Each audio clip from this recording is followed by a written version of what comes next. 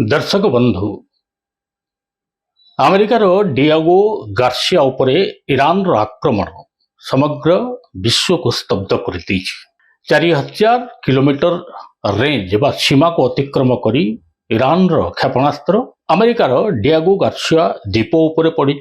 यह एक सामरिक ठिकाना। यह उपरे ईरान अपाततः आक्रमण करिबारे सफल होइछि। किंतु यह परे अमेरिका ईरान को सबु प्रकार जवाब दवा पाई एवं हरमुज रास्ता को सुरक्षित करबा पाई अपाततः एबे पुणी से स्थान को फेरी जो स्थान विश्व महातैल युद्ध आरंभ होइथिला। टिके जदि पछकु जिबा ताहले बहु प्रकार प्रश्नवाची आम सामना को आसीबो। प्रथमतः ईरान रो सबुठारु बड़ अर्थनीति रे मेरुदंड साजिथिबा एहार ऊर्जा शक्ति केन्द्र बोली कहुजाऊ बा गैस पेट्रोलियम उत्पादन केन्द्र बोली कहुजाऊ खार्ग आइलैंड उपरे अमेरिका आक्रमण करथिला। किंतु एहार परे परे अचानक इजराइल पुनर्बार ईरान रो आउ एक ऊर्जा शक्ति केन्द्र उपरे आक्रमण कला। इजराइल को जवाब देवा सत्वे ईरान एहार जवाब रे पाख पड़ोसी अरब राष्ट्र मानकर ऊर्जा शक्ति केन्द्र को मध्य ध्वंस करिबारे लागिला। आक्रमण प्रति आक्रमण रे जो भली भाव रे ऊर्जा शक्ति केन्द्र गुड़िकर विनाश वर्तमान देखा मिलुची एथिरे समग्र विश्व हाहाकार परिस्थिति रे पड़ जाइछि एवं एही युद्ध को बंद करबा पई अपाततः एबे यूरोपियन संघ हो अरब राष्ट्र समूह हो एमाने अपाततः अंटा भिड़ुथबार कथा सामना को आसीछि। त मोटामोटी एही युद्धर जो प्रभाव यह केवल आंचलिक स्तर रे नुह बरं विश्वव्यापी यार प्रतिक्रिया देखा मिली। प्रश्न उठुची यार शेष केउठी। प्रश्न उठुची जदि यह शेष न हुए कौन हो पारे।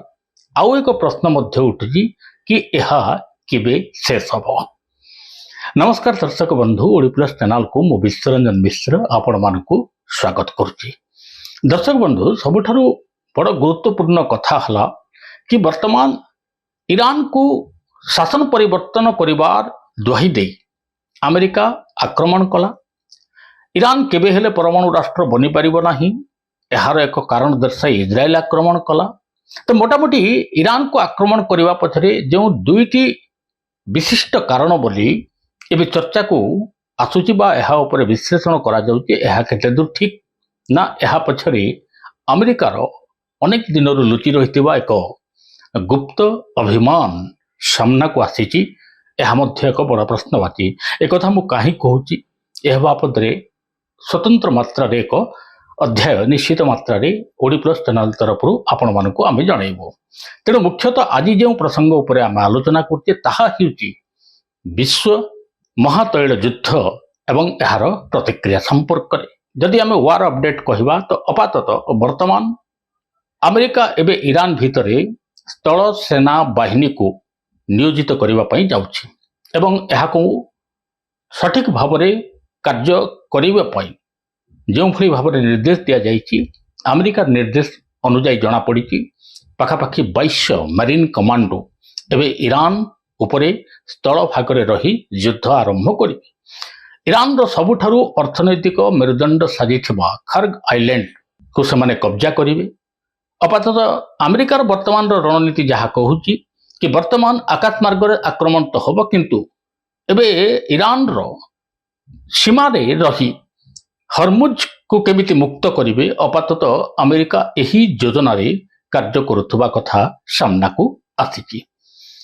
यह को बाद देले किंतु समग्र विश्व पई जो प्रश्न एबे सामना को आसीची ताहा हेउची तैल संकट गैस संकट एवं प्रतिक्रिया रूप में यही सहित जो भली भाव रे खाद्य हो औषध हो सार हो फर्टिलाइजर्स हो यह को नियंत्रण करिबा अर्थात यार दरदाम को नियंत्रण करिबार किभली रणनीति अपना जीवो यह को नहीं मध्य विश्वर अधिकांश देश एवं चिंता करिबा आरंभ करचंती। कहानी आरंभ रे जना पड़ला कि अमेरिका विभिन्न आड़े आक्रमण करू करू अचानक ईरान रो खार्ग आइलैंड उपरे आक्रमण कला एवं जितेबाला ये आक्रमण कथा सामना को आसला बुझा पड़ा कि ईरान रो यह हेउची एक बड़ धरणर ऊर्जा शक्ति उत्पादन केन्द्र।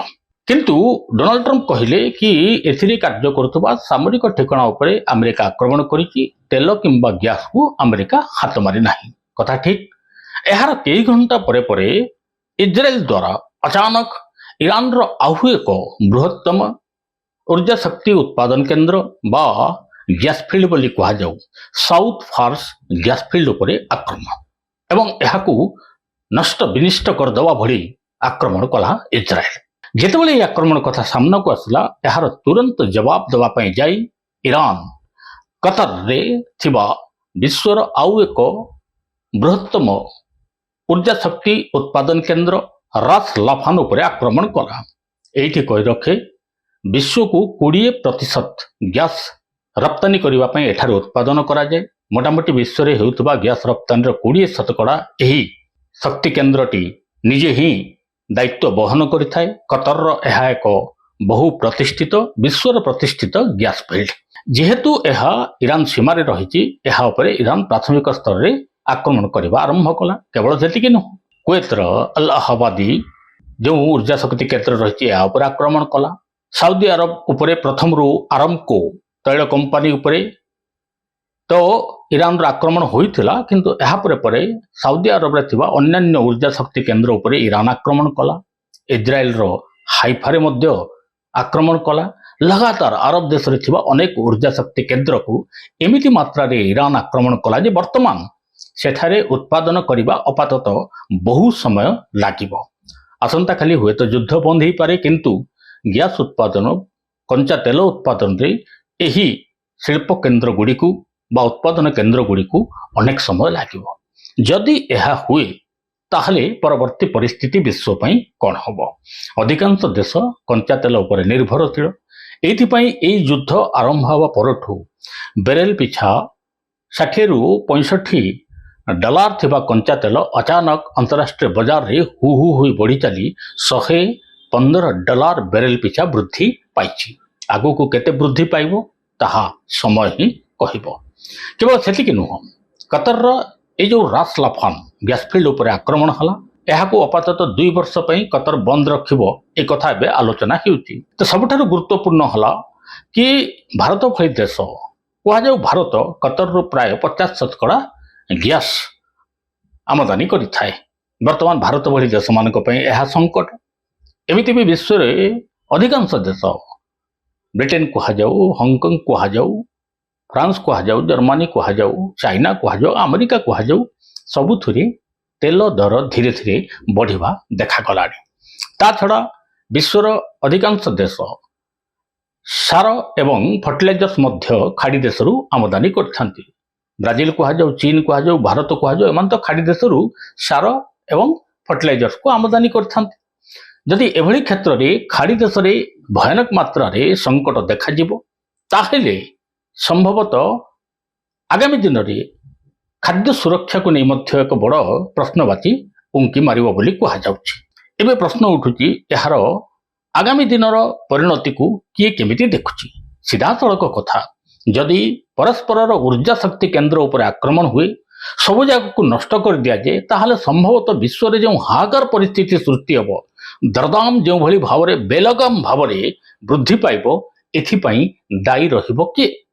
तबे दायी रहिबा कथा तो अलगा कथा, किंतु वर्तमान एही युद्ध जो भली भाव रे तैल युद्ध रे परिवर्तन होई आगु को बढ़ुची, संभवतः एहाकू रोकिबा पई वर्तमान जातिसंघर केवल आह्वान नुह आउ कौन भूमिका रहुची ताहा मध्य एक बड़ प्रश्नवाची बोली बुझिबाकू हुए। ए विषय सबुठारु बड़ गुरुत्वपूर्ण कथा हला अमेरिकार रणनीति। प्रथमे जेतेबेले Israel south Pars gas field उपर आक्रमण कला, डोनाल्ड ट्रंप कहले कि अत्यंत क्रोधवशतः इजराइल हुए तो आक्रमण करिपारे, किंतु एक कथा अमेरिका को इजराइल जणे नाही बा अमेरिका जानि नाही। ता सत्वे भी डोनाल्ड ट्रंप कहले ईरान जो भली भाव आक्रमण करछि, हुए तो यह भूल भटका भाव ईरान आक्रमण करथिबो। डोनाल्ड ट्रंप को दुईटी बयान विश्व को ताजुब करदेला। परवर्ती अध्याय डोनाल्ड ट्रंप कहले कि से चेष्टा करुछि बा अमेरिका देखुछि कि कौन बाटर जेमिति ऊर्जा शक्ति केन्द्र उपरे केही भी आक्रमण न करे। अपरपटे अमेरिका पुणी कहूछि कतर रे बा अन्यान्य खाड़ी देश जदि आउ थरे ईरान आक्रमण करे, ताहले ସବୁଦିନ ପାଇଁ ଇରାନର ଉର୍ଜା ଶକ୍ତି କେନ୍ଦ୍ର ଉପରେ ଆମେରିକା ଆକ୍ରମଣ କରି ଏହାକୁ ବନ୍ଦ କରିଦେବ। ତେଣୁ ମୋଟାମୋଟି ଭାବରେ ଡୋନାଲ୍ଡ ଟ୍ରମ୍ପଙ୍କର ଏଭଳି ବିଭିନ୍ନ ସ୍ତରୀୟ ବୟାନ ସମ୍ଭବତଃ ଏହି ଯୁଦ୍ଧରେ ଏକ ଚମତ୍କୃତ ସମୟକୁ ଇଙ୍ଗିତ କରୁଥିବା ବେଳେ କିନ୍ତୁ ଏହା ପଛରେ ସତ୍ୟତା କ'ଣ ତାହା ନିଶ୍ଚିତ ମାତ୍ରାରେ ସମୟ କହିବ। ଆହୁରି ଏକ ବଡ଼ ଗୁରୁତ୍ୱପୂର୍ଣ୍ଣ ଖବର, ଏହି ଉର୍ଜା ଶକ୍ତି କେନ୍ଦ୍ର ଗୁଡ଼ିକରେ ଆକ୍ରମଣ ପ୍ରତି ଆକ୍ରମଣ ଭିତରେ ଆମେରିକା ମଧ୍ୟ ଏକ ନୂଆ ପ୍ରକାରର ବୟାନ ଦେଇଛି। ଆମେରିକା ଭିତରେ ଏକ ଚର୍ଚ୍ଚା ହେଲା କି ଆମେରିକା ଇରାନର ଯୁଦ୍ଧ ସମ୍ଭବପର ସେତିକି ବେଳ ପର୍ଯ୍ୟନ୍ତ ହୋଇନଥିଲା, କାରଣ ଏହା କେବଳ ଆମେରିକାରେ ଥିବା ଇସ୍ରାଏଲି ଲବିକୁ ସନ୍ତୁଷ୍ଟ କରିବା ପାଇଁ ଆମେରିକା ଏହି ଯୁଦ୍ଧରେ ସାମିଲ ହୋଇଯାଇଛି। ବର୍ତ୍ତମାନ ଦୋଷ ଯଦି ଇସ୍ରାଏଲ ଉପରେ ଠେଲି ଦିଆଯାଏ, ପରବର୍ତ୍ତୀ ଅବସ୍ଥାରେ ବୈଶ୍ୱିକ ରାଜନୀତିରେ ଇସ୍ରାଏଲର ଭୂମିକା କ'ଣ ହେବ ତାହା ସମ୍ଭବତଃ ଆଉ ଏକ ବଡ଼ ପ୍ରଶ୍ନବାଚୀ। ଦର୍ଶକ ବନ୍ଧୁ, ସିଧାସଳଖ ଯଦି ଆମେ କଥା ହେବା, ଯୁଦ୍ଧ ଯାହା ଭିତରେ ବି ହଉ, ମରିବ କିଏ? ସାଧାରଣ ଜନତା। ଏବଂ ଯେଉଁମାନେ ଯୁଦ୍ଧରେ ସାମିଲ ହୋଇଛନ୍ତି, ଯେଉଁମାନେ ଯୁଦ୍ଧରେ ସାମିଲ ହୋଇନାହାନ୍ତି, ଉଭୟଙ୍କ ପାଇଁ ଏ ଯୁଦ୍ଧର ପ୍ରତିକ୍ରିୟା ସମ୍ଭବତଃ ଅତ୍ୟନ୍ତ ଭୟଙ୍କର ମାତ୍ରାରେ ଯେତେବେଳେ ବି ଆସିପାରେ ଏକଥାକୁ ଆମେ ସ୍ୱୀକାର କରିବାକୁ ବାଧ୍ୟ ହେବା। ରୁଷ ୟୁକ୍ରେନ 4 ବର୍ଷ ହେଲା ଯୁଦ୍ଧ ଚାଲିଛି, ସମ୍ଭବତଃ ବିଶ୍ୱ ଉପରେ ଏହାର ପ୍ରତିକ୍ରିୟା କମ୍ ପଡ଼ିବା ଦେଖାଯାଉଥିଲା, କିନ୍ତୁ ବର୍ତ୍ତମାନ ସିଧାସଳଖ ପ୍ରତିକ୍ରିୟା ପଡ଼ିବା ପଛରେ ସବୁଠାରୁ ଗୁରୁତ୍ୱପୂର୍ଣ୍ଣ ହେଲା ଇରାନର ରଣନୀତି। ସବୁଠାରୁ ବଡ଼ କଥା, ହରମୁଜ ଗେଟ୍କୁ ବନ୍ଦ କରିଦେଇ ଯେଉଁଥିରେ ବିଶ୍ୱର ପ୍ରାୟ 20% ତୈଳବାହୀ ଜାହାଜମାନେ ଏଭଳି ବିଶ୍ୱବ୍ୟାପୀ ବ୍ୟାପାରରେ ଯାତାୟାତ କରିଥାନ୍ତି, ଏବେ ଏହି ରାସ୍ତାକୁ ବନ୍ଦ କରିଦେଇଛି ଇରାନ। କେବଳ ବନ୍ଦ କରିନାହିଁ, କେତୋଟି ଚିହ୍ନିତ କରିଥିବା ଦେଶ ଯେମିତିକି ଚାଇନା, ରଷିଆର ଜାହାଜକୁ ଛଡ଼ାଯାଉଥିବା ବେଳେ ଭାରତର ଜାହାଜକୁ ମଧ୍ୟ ଛଡ଼ାଯାଇଛି। ଆମେରିକା ଏବଂ ଏହାର ସହଯୋଗୀ ରାଷ୍ଟ୍ରମାନଙ୍କର ଜାହାଜକୁ ଛାଡ଼ି ଦିଆଯିବ ନାହିଁ, ଏକଥା ସ୍ପଷ୍ଟ ରୂପରେ ଇରାନ କହିଛି। ଏବଂ ଆହୁରି ମଧ୍ୟ ଏବେ ହରମୁଜ ରାସ୍ତାରେ ଟୋଲ ଟ୍ୟାକ୍ସ ଅର୍ଥାତ୍ ଜଳ ଟୋଲ ଟ୍ୟାକ୍ସକୁ ଇରାନ ଆଦାୟ କରିବ, ଏଭଳି ଏକ ଗୁରୁତ୍ୱପୂର୍ଣ୍ଣ ଖବର ମଧ୍ୟ ଏବେ ଗଣମାଧ୍ୟମରୁ ଜାଣିବାକୁ ମିଳିଛି। ଯେଉଁ ଜାହାଜ ବି ଏପଟ ଦେଇ ପାସ୍ କରିବ, ସମ୍ଭବତଃ ଏହି ଜାହାଜ ଇରାନକୁ ଟଙ୍କା ପୈଠ କରିବ ଜଳ ଟୋଲ ଟ୍ୟାକ୍ସ ହିସାବରେ।